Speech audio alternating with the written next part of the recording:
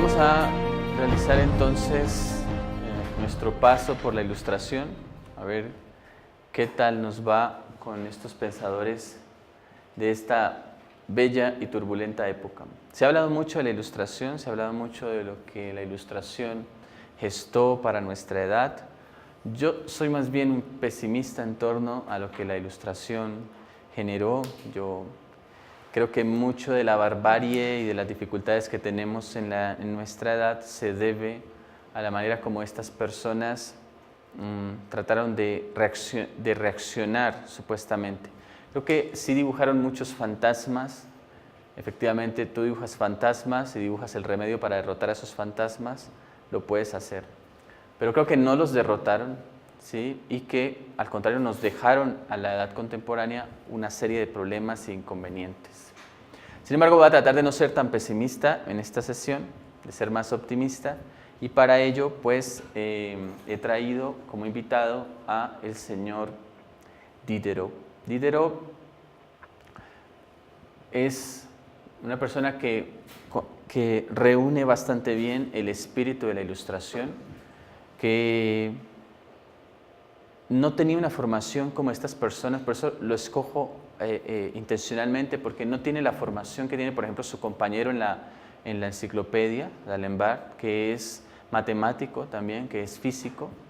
Diderot es un filósofo de la naturaleza, es un filósofo político, es escritor, es un amante de la vida y en esa perspectiva, bueno, un defensor también de las mujeres que en ese momento estaban dando ciertos pasos para escribir, publicar sus propias ideas, para salir a la sociedad, a la realidad, al mundo mismo.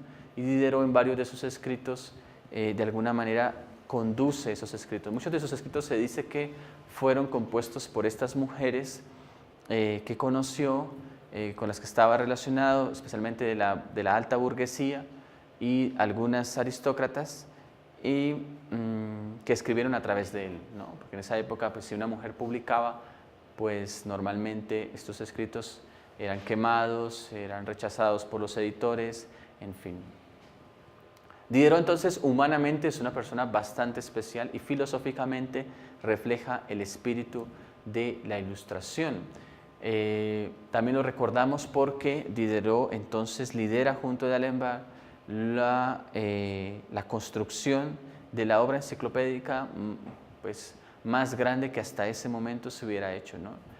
Es una obra que empieza a mediados del siglo XVIII y que terminará en la tercera, cuarta década del siglo XIX, con un total de 17 volúmenes, más de 70.000 artículos distintos, en los que Diderot colaborará con una buena parte. Diderot parece ser que elaboró cerca de 2.500 artículos. Lo interesante de esto es que para escribir un artículo, por ejemplo, de matemática, no necesariamente tenías que ser matemático. Ellos eran como muy abiertos a la perspectiva, no había esa fascinación por la especialización en la técnica y demás. Era más dar a conocer, mostrar, difundir el conocimiento, difundir las artes, y lo interesante de todo era que ponían en el mismo nivel los artículos de ciencia, como el artículo de panadería, el artículo de culinaria, el artículo de la ganadería. Es decir, cualquier actividad humana entraba dentro de esa iluminación que se deseaba hallar a través de una reforma a la razón. La razón aquí no es entonces la razón de la geometría, ¿no? Que ha empezado a ser superada, ¿no? La razón, de ahí los desacuerdos. Diderot y D'Alembert después tendrán muchos desacuerdos, el proyecto quedará frenado durante varios años, después se suspenderá, después lo retomarán otras personas, en fin, sus desacuerdos estaban justamente en eso, ¿no? D'Alembert decía, bueno, tú no eres un muy buen matemático, tus ideas sobre la probabilidad no son tan acertadas. Entonces el otro, bueno, tú no sabes vivir, ¿no? No sabes entender la vida, esta cuestión de la ilustración va más allá de escribir un texto de matemática, ¿no? Esto va más allá de eso, tiene que ver con una reforma a la vida misma. Entonces es una razón, pero es una razón que tiene que ver no con la geometría, no con la filosofía, experimental, de ahí sus desacuerdos también con la idea de progreso que se empieza a promover, ¿no? No, la razón tendrá que ver especialmente con un arte de vivir, ¿no? Y sus novelas muestran justamente eso, ¿no? Sus novelas muestran justamente, por ejemplo, el sobrino de Rameau, Jacques, el fatalista, también habla, y es una especie de psicología de la vida cotidiana, ¿no? Eso es lo que hace Diderot en sus novelas. Mezcla filosofía, ¿no? Alta filosofía diríamos, conceptos, trata conceptos, desarrolla conceptos, pero a la vez los lleva a la vida práctica. Dice, finalmente todo este rollo después de leer los 10 tomos de la filosofía antigua, ¿para qué me sirve a mí esto en la vida?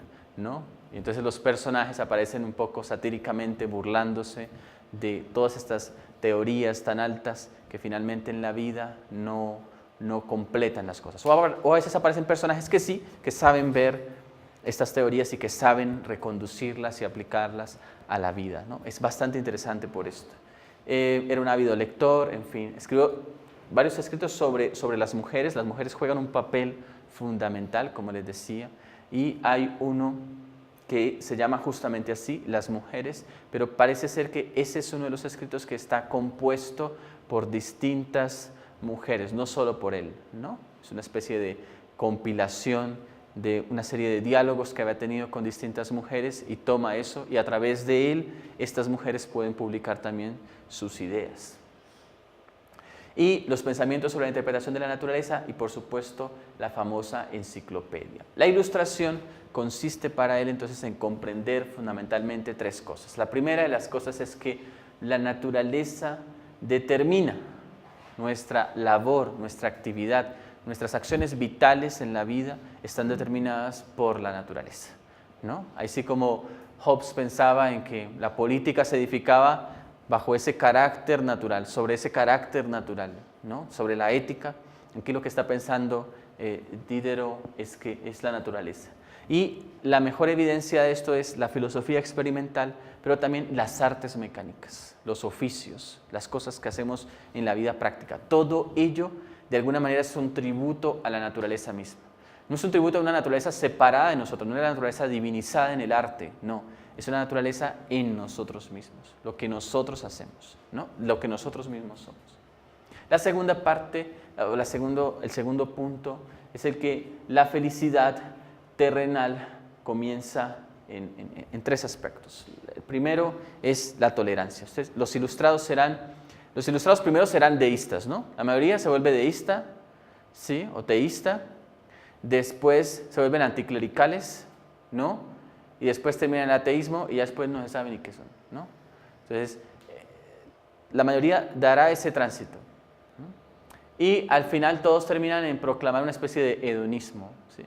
La tolerancia es fundamental, ¿para qué? Para vivir feliz, para vivir tranquilo, para vivir dichoso. El amor por la ciencia, ¿no? Más que el hacer ciencia. O sea, Diderot es muy claro en el asunto. Él dice, habrá unos que son buenos para hacer ciencia, como hay unos que son buenos para cantar, otros no son buenos para cantar, unos buenos para interpretar un instrumento, otros no. Es decir, en la naturaleza todos somos muy diversos, pero lo que no podemos permitir, o lo que no podemos tolerar es que no se ame la ciencia, porque el amor a la ciencia es como el amor a la verdad. ¿Sí? Es como el amor al error, ¿no? Es como el amor a la dificultad, al esfuerzo.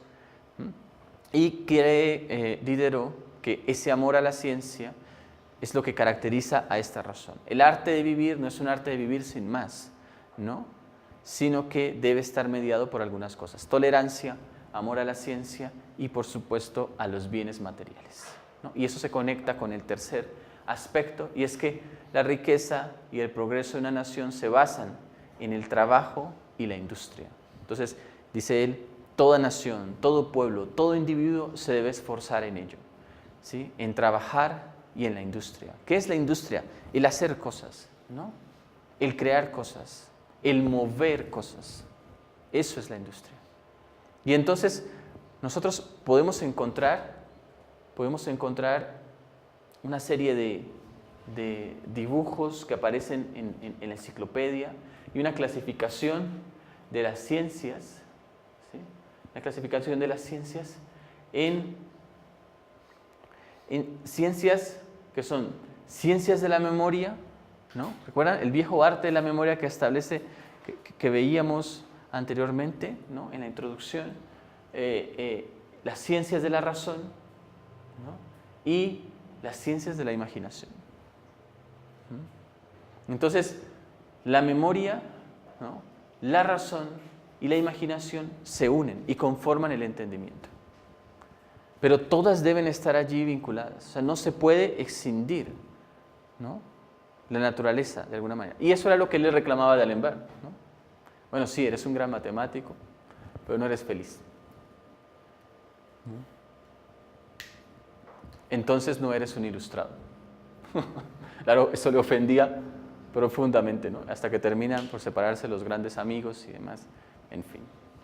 Y vemos toda esta serie de dibujos sobre artefactos. O sea, se toman la tarea de dibujar.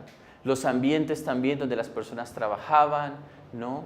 Qué tipo de herramientas utilizaban, para qué servían, las nuevas invenciones. Y ustedes van a encontrar, son cerca de 5.000 láminas, ¿no? Que uno encuentra en toda la enciclopedia con estos dibujos que describen los nuevos objetos, antiguos, nuevos y futuros objetos que se pensaba crear. Es maravilloso porque entonces las artes mecánicas sobre todo juegan un papel fundamental. Sí, está la ciencia, está la astronomía, está Newton allí, ¿no? El espíritu de Newton, pero también están muchas otras cosas. Las personas del común, las personas que hacían cosas, ¿no? Incluso los que intervienen en los escritos, en los artículos, no serán siempre ni científicos, ni filósofos, o ni aristócratas, o burgueses, no serán siempre esas personas. También hay personas del común, personas que solo se conocen por el artículo que está ahí en la enciclopedia, que no se conocen por nada más, ¿no? Esta apertura, ¿no? Muestra un espíritu totalmente diferente, ¿no? Casi que uno, si piensa hoy día en la enciclopedia, y entonces en la enciclopedia de Wiki, ¿no? En la Wikipedia, uno podría ver eso. O sea, hay artículos que son hechos por personas, sí, académicos y demás, pero también personas que están interesadas en algún tema pueden hacer artículos maravillosos en Wikipedia. Entonces uno ve que la enciclopedia tuvo en principio esa intención, tenía una apertura. ¿Por qué? Porque debía ir en el espíritu de eso. O sea, lo que regía era el amor a la ciencia, ahí sí, la más pura filosofía, ¿no? El amor a la sabiduría más que otra cosa. Bueno, esa perspectiva, además, si vuelvo aquí a la anterior diapositiva, muestra entonces que la enciclopedia, por eso les decía aquí del giro que se da en la razón, ¿sí? Es la razón que piensa lo humano. Es decir, lo humano en cuanto a lo que hacemos los seres humanos, lo que perseguimos los seres humanos, no la humanidad, no la idealidad, ¿sí? No el ser humano. ¿Qué es el ser humano? ¿No? Un animal racional. ¿Qué es el ser humano? Un animal virtuoso. ¿Qué es el ser humano? La obra de Dios. ¿Qué es el ser humano? No. Es no una naturaleza abstracta, ¿sí? Que está allí, que permanece, bueno, de cualquier manera, sino lo humano. ¿Qué hacemos finalmente, normalmente? ¿Qué hacemos en nuestro diario vivir? Entonces, lo interesante de la ilustración, por eso es un mal camino tomar a Kant como ejemplo de la ilustración, ¿no? Es un muy mal camino. O sea, uno puede tomar los ilustrados ingleses, franceses, ¿no? Pero es un mal camino tomar a Kant como ejemplo de la ilustración. Primero, es una persona totalmente aislada del mundo, ¿sí? Solitaria, ¿no? Es una especie de eremita en el final del siglo XVIII, ¿no? Que salía apenas con su perrito a dar una vuelta, volvía, ¿no? Huraño, bueno, en fin. Y es una persona que crea un edificio o un esquema y le llama arquitectónica, ¿no? De la razón. Y eso es lo que hace. Está preocupado por una razón, pero por una razón pura. Entonces, ¿qué sí toma de la ilustración? Newton y Hume. Pero bueno, su Newton y su Hume, ¿no? Lo toma así. pero no es un filósofo que muestre una alegría de vivir como la que muestra, por ejemplo, Diderot. ¿Sí? Esta perspectiva, entonces, ¿qué tiene que ver Diderot con el mecanicismo? Justo, la naturaleza para él es lo que determina todas las cosas. La naturaleza está desde esta perspectiva materialista, ¿no? Les decía que había pasado por el deísmo, que la mayoría de los ilustrados pasaban por el deísmo, después pasaban a una posición anticlerical y terminaban en el ateísmo. Después ya no sabían, ya no se metían, ya no escribían nada del asunto y se dedicaban a una postura hedonista, es decir, en la que impera el placer. Es como si para muchos mecanicistas las opciones fuesen, bueno, si tomo la geometría y la matemática, ¿sí?, mi hedonismo termina en mecanicismo. O mi búsqueda de la felicidad termina en un mecanicismo. Pero si tomo la postura no geométrica, sino, es decir, si amplío mis horizontes, no termino en el mecanicismo, ¿no? Es decir, termino necesariamente en una postura hedonista frente a la vida, en una búsqueda del placer, de la felicidad y de los bienes materiales que la felicidad ofrece. Esta perspectiva de la ilustración, de varios de los ilustrados franceses, va a pasar después, o va a tener su variante, después lo vamos a ver, en el utilitarismo y en el pragmatismo inglés, ¿sí? Y esa variante se va a aterrizar con un sistema social, porque tal vez Diderot le faltó eso, ¿no? Es decir, le faltó presentar un esquema en el que efectivamente incidiera en la sociedad, en la estructura social, en la estructura económica, en la estructura política de la sociedad. Fue más un vivir casi que como si se estuviese despreocupado, ¿no?, de las cosas que efectivamente suceden en la estructura social. De hecho, muere incluso antes de los sucesos de la Revolución Francesa y de todo este movimiento, donde, claro, él pensaba que este siglo, ¿no?, de las luces, que esta visión, pues iba a apuntar a un mejoramiento de la vida. Claro, pero era un espíritu crítico, ¿sí? Era un espíritu amante de la ciencia, ¿sí? Pero finalmente que estaba muy vinculado a una especie de visión burguesa de la realidad, ¿no? Y esta visión burguesa, por más que busque justamente pensar lo humano, pues será una perspectiva, ¿no? O estará viendo las cosas solo desde un enfoque o solo desde un ámbito.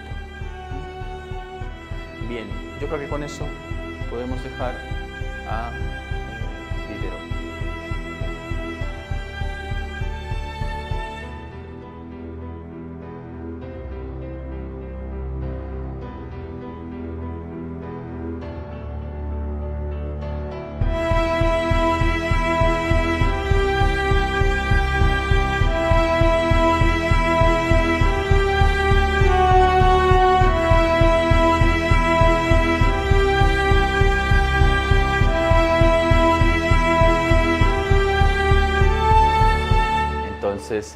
Esa transformación que se da en época contemporánea tiene sus antecedentes y lo que estamos haciendo es revisando quiénes fueron los protagonistas, bueno, algunos, ¿no? Porque no podemos pretender en tan poco tiempo abordar todas las cosas, pero sí tener algunas luces y que nos permitan como una plataforma también de desarrollo aquí mismo, ¿no? A nivel de la universidad, a nivel de los colegios, a nivel de las empresas, a ver si podemos mover algo también en nuestro país, ¿no?